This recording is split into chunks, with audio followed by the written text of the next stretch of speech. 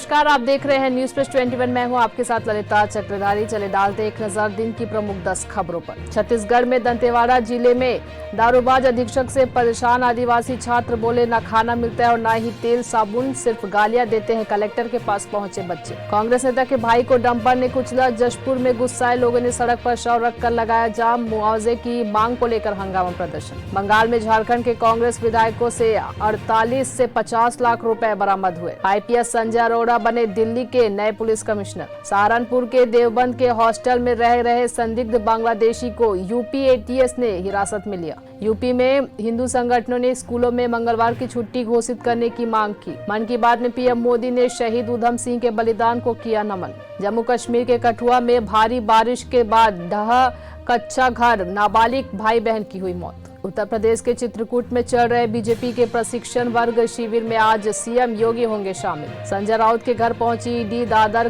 का flat seal, जांच में सहयोग नहीं कर रहे राउत, हिरासत में लेने की तैयारी। ऐसी जानकारी से लगातार अपडेट रहने के लिए देखते रहिए न्यूज प्लस 21, आपके हक की बात।